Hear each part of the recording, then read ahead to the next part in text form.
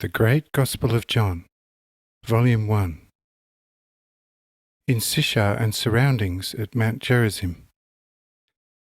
Chapter 36. At Sychar, the Lord points out to John the Gospeller that not everything is suitable for recording. The promise of the present revelations: "It is enough that you believe and love me." About the Messiah and his kingdom, words of blessing for the doctor and the woman, Joram and Ahal joined conjugally. The Lord does not sleep.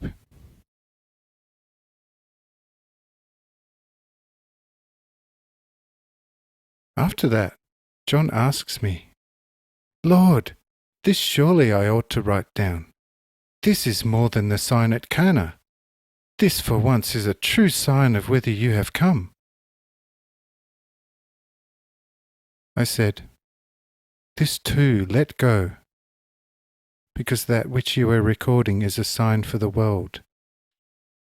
But the latter does not have the cognition for grasping this. To what end such effort then?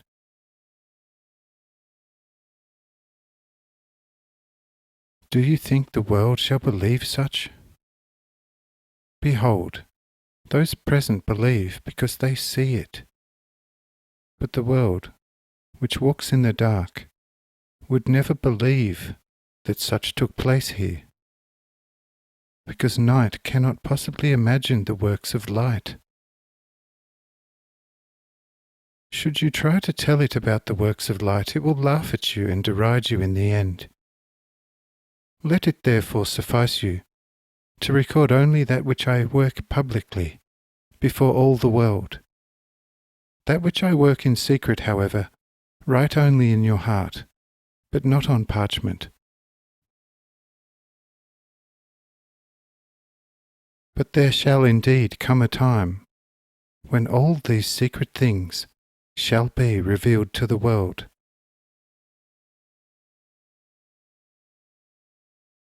But a lot of unripe fruit shall be falling off trees until then.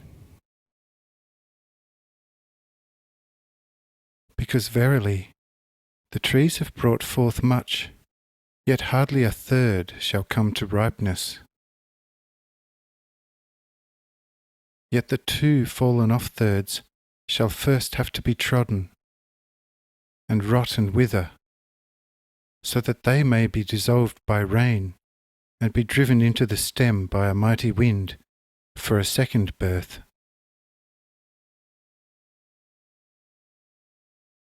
Says John, "Lord, this is too deep.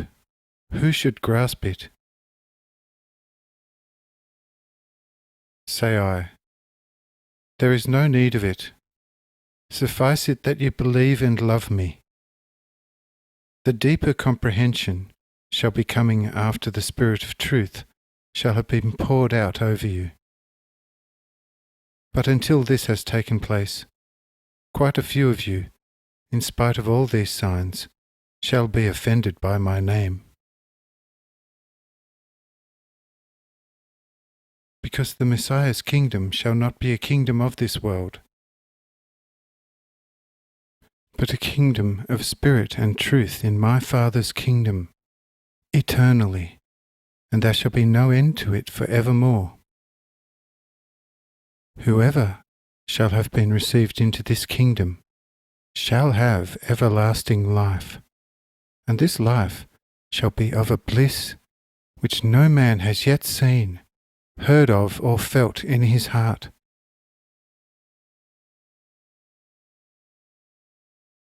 Said Peter, who had long been silent, "Lord, who shall ever actually become capable of this?" Say I, "Dear friend, the day is already late, and our bodies need rest in order to be strong for work tomorrow. Let us therefore bring this day to a close, and travel by good light tomorrow. Let everyone therefore seek his resting places." The disciples, some of whom are very tired, say thanks and at once lay down.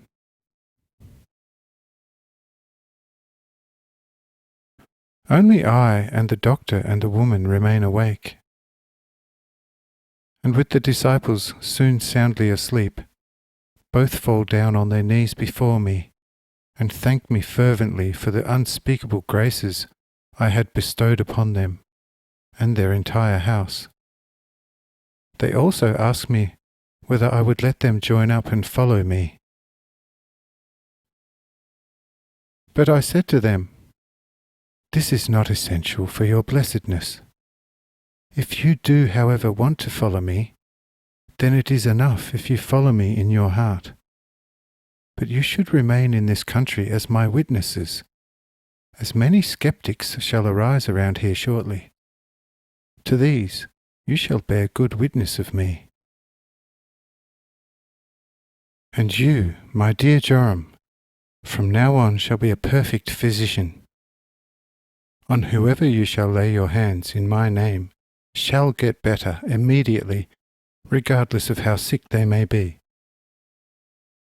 At the same time, however, you should enter upon a perfect and indissoluble matrimony, since with your present togetherness you would be an offence to the blind who regard only externals and have no idea about the within. You, Joram, need not fear Erhail any more, as she is now fully whole of body and soul, and you, Erhail, now have a man from the heavens, and shall be completely happy with him, since he is not a spirit out of the earth, but from above." Says the woman, "O Jehovah, how good you are! When is it your will that we should officially join hands before the eyes of the world?" Say I have already joined you, and this union alone is valid in heaven and on earth. And I say unto you, not since Adam's time has there been a more perfect union than yours, since I myself have blessed your union. But tomorrow morning a lot of priests and other people and officials of this town shall come here. To these make it known, that they may be aware of your being a proper married couple now before God and all the world. If you beget children, however, then bring them up in my teaching, and then baptize them in my name, the way you shall see many of my disciples baptized tomorrow, and the way John, of whom you will have heard, baptizes in the Jordan. Thus, my dear Joram, I shall empower you tomorrow to afterwards baptize everyone who believes in my name. But go to your rest now. But for the sake of chastity, refrain from touching one another during my stay in this house. But during this time, do not trouble yourselves about table and larder, because for the duration of my stay in this house, as also today, table and larder shall be provided for from above. Do not, however, tell this to anyone before time, because men will not comprehend it. But when I am gone, you can make it known to the more enlightened ones. Now, however, do take your rest, although I myself shall be watching, because the Lord must not sleep or rest, since such sleep and complete rest would be the death and undoing of beings. Because even if all the world were to sleep, the Lord nevertheless keeps awake and maintains all beings.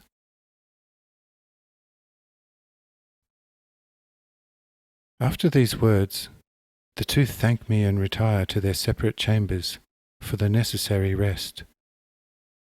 But I remain seated in my chair till morning.